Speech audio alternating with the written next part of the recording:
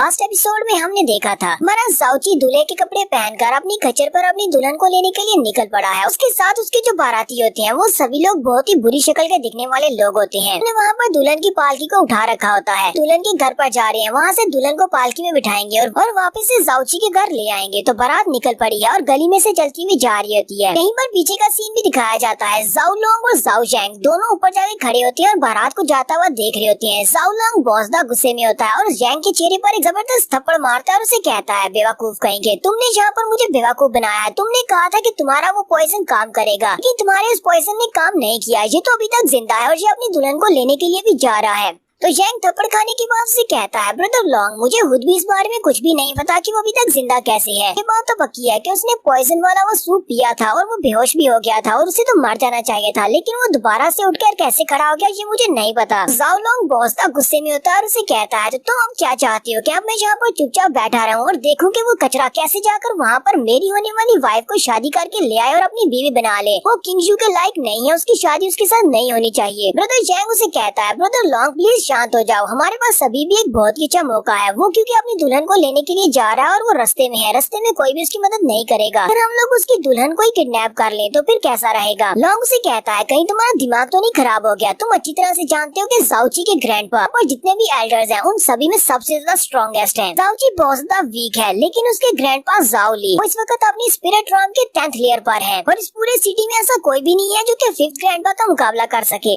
उस बुड्ढे के यहाँ पर होते हुए कोई भी जाउची को हाथ भी नहीं लगा सकता। जैंग थोड़ी देर सोचने के बाद से कहता है, ब्रदर लॉन्ग, मुझे लगता है कि तुम्हें यहाँ पर इतना ज्यादा गुस्सा होने की जरूरत नहीं है। मुझे लगता है कि तुम्हें इन दोनों की शादी में बाधा नहीं बनना चाहिए, क्योंकि अगर इसकी शादी होगी तो इससे तुम्हें बहुत ज्यादा फायदा होगा। सभी लोग ये बात अच्छी तरह से जानते हैं कि हमारे पूरे सिटी में जो सबसे ज्यादा खूबसूरत और टैलेंटेड लड़की है, उसका स्टेटस काफी ज्यादा हाई है। वो किसी मजबूरी के तहत जाउची के साथ शादी करने के लिए तैयार तो हो गई है, लेकिन मुझे नहीं लगता कि वो जाउची जैसे कमजोर इंसान को कभी भी अपने आप को हाथ लगाने देगी। अगर हम लोग यहाँ पर तुम्हारी तरफ देखें तो यंग ब्रदर लॉन्ग, हमारे पूरे के पूरे फ्लोटिंग क्लाउड सिटी में कोई भी यंग मास्टर नहीं है जो तुम्हारे जितना महान और स्ट्रॉन्ग हो और साथ ही तुम्हारे जितना हैंडसम हो। मास्टर लॉन्ग से कहता है, यहाँ पर मेरे तलवे चाटना बंद करो और काम की बात पर आओ, तुम कहना क्या चाहते हो। तो यंग से कहता है, ब्रदर मैं यहाँ पर ये कहना चाहता हूँ, जाउची जब अपनी वाइफ को घर ले आएगा वो भी यहीं पर इसी घर में रहेगी जहाँ पर तुम भी रहते हो। मुझे नहीं लगता कि जब वो जाउची को मुँह नहीं लगाएगी तो उसके बाद वो किसकी तरफ देखेगी, वो तुम्हारी तरफ देखेगी। यहाँ पर किंगजू के साथ ज्यादा टाइम बिताने को मिलेगा। असल में उसको शादी करके जाउची यहाँ पर लेकर आएगा, लेकिन असल में वो वाइफ तुम्हारी होगी कि यहाँ पर तुम बहुत ज्यादा स्ट्रॉन्ग हो और किंगजू भी तुम्हें रेजिस्ट नहीं कर पाएगी। इसलिए मुझे लगता है कि तुम्हें उन दोनों की शादी होने देनी चाहिए। मास्टर लॉन्ग उसकी बात सुनने के बाद खुश हो जाता है और कहता है, तुमने बिल्कुल ठीक कहा। मुझे लगता है कि इन दोनों की शादी होने से मुझे बहुत ज्यादा फायदा होगा, क्योंकि जब वो अपनी बीवी बनाकर किंगजू को यहाँ पर ले आएगा तो उसकी बीवी का फायदा मैं ही उठाऊंगा। नेक्स्ट सीन सिटी के दूसरे हिस्से का दिखाया जाता है, जहाँ पर किंगजू का घर है। जाउची अपनी बारात लेकर किंगजू के घर के बाहर पहुँच जाता है। वो गली में से गुजर रहा होता है तो बहुत सारे लोग वहाँ पर खड़े होते हैं। वो सभी लोग यहाँ पर इस नई शादी को देखने के लिए खड़े हैं। रास्ते में वहाँ पर रेड कारपेट बिछाया गया होता है। वो सभी लोग कहते हैं, जाओ सेक्टर के लोग तो वाकई में बहुत ज्यादा अमीर हैं। इन्होंने यहाँ पर पूरे के पूरे रास्ते पर रेड कारपेट बिछाया हुआ है, जहाँ से दूल्हा चलकर यहाँ तक आया है। कुछ लोग वहाँ पर बैल्कनीज में भी खड़े होते हैं। वो ऊपर से नीचे की तरफ दूल्हे को देख रहे होते हैं और साथ ही वो हंसते हुए कहते हैं, हमने सुना था कि जाउची एक बेकार इंसान है, लेकिन ये यहाँ पर गधे के ऊपर बैठकर अपनी दुल्हन को लेने के लिए क्यों आया है। जबकि साइड पर खड़े कुछ लोग हंसना शुरू कर देते हैं और कहते हैं, के पास तो मिस्टिक पावर्स भी नहीं है, गधे के ऊपर बैठने के लायक है। कि हमारा जाउची उनका मजाक उड़ाते हुए कहता है, यहाँ पर मजाक तो तुम लोगों का उड़ना चाहिए। मैं जिसके पास मिस्टिक पावर्स भी नहीं और एक गधे के ऊपर बैठा हुआ है, फिर भी वो यहाँ पर इस शहर की सबसे खूबसूरत लड़की से शादी करने के लिए जा रहा है, जबकि तुम सभी लोग महान मिस्टिक पावर्स वाले लोग यहीं पर जमीन के ऊपर खड़े हो। और सभी लोग भी जाउची की बात सुनने के बाद गुस्सा हो जाते हैं और चिल्ला चिल्ला कर उसे कह रहे होते हैं, तुम अभी भी यूजलेस हो, तुम एक कचरे हो जो कि कल्टीवेट नहीं कर सकते। अगर हम दोनों यहाँ पर 1 वर्सेस 1 भी फाइट करेंगे तभी तुम हमसे हार जाओगे। तो जाउची उनकी बातें सुनने के बाद कहता है, मैं तो तुम लोगों की बातें सुन के बहुत ज्यादा डर गया। फिर साथ ही वो चिल्लाकर अपने एस्कॉर्ट टीम के मेंबर से कहता है, गोजी, एडन, जल्दी से यहाँ पर आओ, ये लोग मुझे डरा रहे हैं। इसके एस्कॉर्ट टीम से 2 भद्दे दिखने वाले बंदे जल्दी से भागते हुए उन सभी के सामने आकर खड़े हो जाते हैं और उनसे कहते हैं, तुम लोगों की हिम्मत कैसे हुई हमारे दूल्हे के ऊपर हाथ डालने की। तुम्हें लगता है कि हमारे दूल्हे को बुली करना इतना आसान है। लोगों को पहले यहाँ पर हमसे निमटना पड़ेगा। और साथ ही वहाँ पर अपना मुंह खोलकर उनके ऊपर चिल्ला रहे होते हैं। जब वो अपना मुंह खोलते हैं तो उनके मुंह के अंदर से बहुत ही गंदी सी बदबू निकलती है। तो सभी लोग वहीं पर नीचे गिर जाते हैं और उनसे कहते हैं प्लीज प्लीज यहाँ से चले जाओ, हम तुम्हारे यंग मास्टर से माफी मांगते हैं, प्लीज अपना मुंह बंद रखो। जबकि साउची दूर खड़ा सोच रहा होता है इन सभी को क्या लगा था कि मैं इनके साथ डील नहीं कर सकता, मैं एक ऐसा इंसान हूँ जिसने 2 जिंदगियाँ जी है, मुझे अच्छी तरह से पता है कि इस तरह के लोगों से कैसे निपटना है। साउची वहाँ पर अपने खच्चर को खड़ा करता है और उसके ऊपर से नीचे उतरता है। उसी वक्त उसका साला भागता हुआ वहाँ पर आता है, चिल्लाकर उसे कहता है ब्रदर इन लॉ, तो फाइनली तुम यहाँ पर पहुँच जाए। वो भागता हुआ आता है और उसको गले से लगा लेता है। जबकि साउची उसे चिल्ला कर कह रहा था प्लीज ऐसा मत करना, वो उसे एक बियर हग दे रहा होता है, उसे अपनी बॉडी के साथ चिपकाता है जिससे उसकी पसलियां भी दर्द करना शुरू कर देती हैं। साउची उसे कहता है तुम मुझे ढीला छोड़ोगे, मैंने तुम्हें कितनी बार कहा है कि ऐसा मत किया करो, कि अगर तुमने मुझे यहाँ पर जल्दी से नहीं छोड़ा तो तुम्हारी बहन शादी से पहले ही विधवा हो जाएगी। तो इस लड़की का नाम युनबा है, इसकी उम्र 15 साल है और ये हमारी जाउची का साला है, यानी कि किंगजू का भाई है। युनबा जाउची से कहता है मैं कुछ ज्यादा एक्साइटेड हो गया इसलिए तुम्हें गले से लगा लिया। जाउची उसे कहता है अगली बार इस बात का ध्यान रखना, मेरी बॉडी बहुत ज्यादा वीक है, तुम तो दिन ब दिन बड़े होते जा रहे हो, तुम्हारा स्कर्ट तो पहले से भी लंबा हो गया है। तो फैमिली पैलेस के दरवाजे के पास 3 नौकरानियां खड़ी होती हैं। वो लोग कहती हैं वहाँ पर देखो दूल्हा जाउची आ गया है। ऐसे कहती है लेकिन ये खच्चर के ऊपर बैठकर क्यों आया है। दूसरी इसका मजाक उड़ाते हुए कहती है मैंने सुना था कि ये फैमिली का कचरा है, तो फैमिली का कचरा एक खच्चर के ऊपर ही आएगा, इसे बैठने के लिए घोड़ा तो नहीं मिलेगा।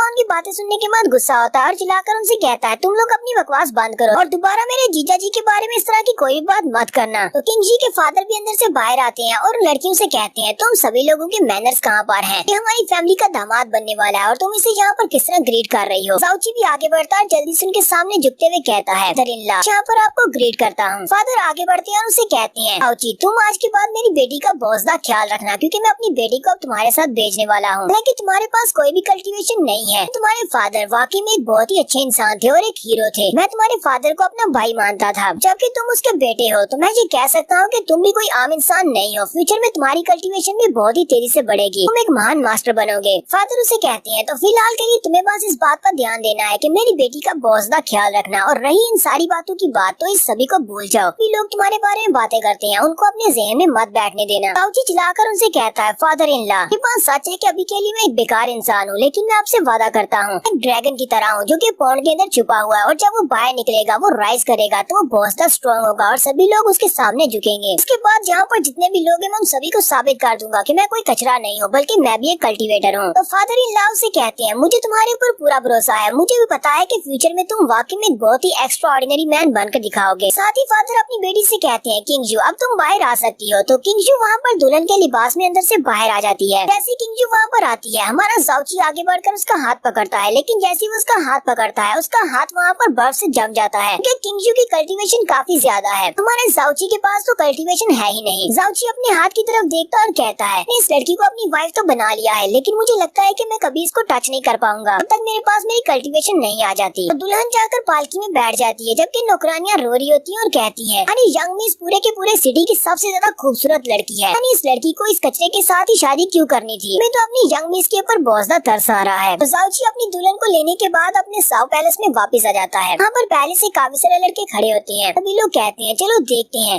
दुल्हन वापस आ चुके हैं, हमें तो यहाँ पर किंगजू को देखना है, हम देखना चाहते हैं कि दुल्हन बनकर वो कैसी लगती है। लेकिन अफसोस कि उसने घूंघट किया होगा, वो हमें यहाँ पर दिखाई नहीं देगी। हमारी फैमिली का कचरा उसका चेहरा सबसे पहले देखेगा। जाउची अपनी वाइफ को लेकर सीधा अपने पैट्रियार्च और बाकी के एल्डर्स के पास अंदर जाता है जहाँ पर उसके पैट्रियार्च बैठे होते हैं। पर सबसे पहले वो पैट्रियार्च के सामने दोनों झुकते हैं, उसके बाद वो दोनों एक दूसरे के सामने झुकते हैं। उनके पैट्रियार्च को उन दोनों की शादी से जरा भी खुशी नहीं हो रही, उसके चेहरे से पता चल रहा है। वहाँ पर उसके जो कुछ कजन्स खड़े होते हैं वो चिल्लाकर कहते हैं ऐसा यहाँ पर कैसे हो सकता है, हमारे साउथ सेक्टर में बहुत सारे टैलेंटेड लड़के हैं जो कि इस कचरे से बहुत ज्यादा टैलेंटेड है, फिर यहाँ पर किंगजू को इस लड़के से शादी क्यों करनी थी, मैं से भी तो किसी के साथ शादी कर सकती थी। जबकि आंटी उन सभी से कहती है तुम सभी लोग यहाँ पर गलत हो, ये तो किंगजू के लिए बहुत ही आनर की बात है कि उसकी शादी मास्टर जाउची के साथ हो रही है। जबकि कजिन आंटी से कहता है सभी लोग किंगजू के बारे में अच्छी तरह से जानते हैं कि वो एक रेयर टैलेंट है, अब इसको जाउची के साथ कैसे कंपेयर कर सकती हैं। साथ बैठे हुए कुछ और लोग भी मजाक उड़ाना शुरू कर देते हैं और कहते हैं अरे सिटी की नंबर 1 ब्यूटी यहाँ के नंबर 1 कचरे के साथ शादी कर रही है, इन दोनों की तो बहुत ही अच्छी जोड़ी बन गई है, और साथ ही वो हंसना शुरू कर देते हैं। वहीं पर उनके फर्स्ट एल्डर बैठे होते हैं, वो जल्दी से उठकर खड़े हो जाते हैं और फिफ्थ एल्डर से कहते हैं तुम अपने ग्रैंडसन के लिए एक बहुत ही अच्छी वाइफ लेकर आए हो, जहाँ पर तुम्हें इसकी शादी के ऊपर कंग्रेचुलेट करता हूँ। बाकी के एल्डर्स भी उसे कहते हैं फिफ्थ एल्डर सभी लोग भी यहाँ पर तुम्हें इस बारे में मुबारकबाद देते हैं कि तुम अपने ग्रैंडसन के लिए बहुत ही अच्छी वाइफ लेकर आए हो। एल्डर उन सभी से कहते हैं तुम लोगों का बहुत बहुत शुक्रिया, तुम सभी लोग यहाँ पर मेरे पोते की शादी को सेलिब्रेट करने के लिए जल्दी आए, जरा यहीं पर रुको, हम लोग बाद में ड्रिंक्स करेंगे। लेकिन वो एल्डर्स उसे कहते हैं नहीं, हमें अभी और बहुत ज्यादा काम करने हैं, इसलिए हम लोग यहाँ से जा रहे हैं। ऐसी फर्स्ट एल्डर उसे कहते हैं कि मुझे किसी काम से जाना पड़ेगा। एल्डर ये बात सुनने के बाद वहीं पर खामोश हो जाते हैं। सेकंड एल्डर भी उसे कहते हैं मुझे भी एक जरूरी काम करने के लिए जाना है। थर्ड एल्डर भी कहते हैं हाँ मुझे भी जाना है। ये बात सुनते ही फिफ्थ एल्डर बहुत ज्यादा गुस्सा हो जाते हैं और चिल्लाकर उनसे कहते हैं तुम सभी लोग अपनी बकवास बंद करो। पता है कि तुम सभी लोग ये सब कुछ जानबूझकर कह रहे हो। तुम्हें पता है कि आज मेरे पोते की शादी का दिन है। क्या तुम सभी लोग यहाँ पर इस शादी को एंजॉय नहीं कर सकते और मेरे साथ ड्रिंक नहीं कर सकते? तुम सभी लोग इस बार में भूल चुके हो कि मैं कौन हूँ। तो यहाँ पर हम लोग अपनी थर्ड एपिसोड का एंड करेंगे।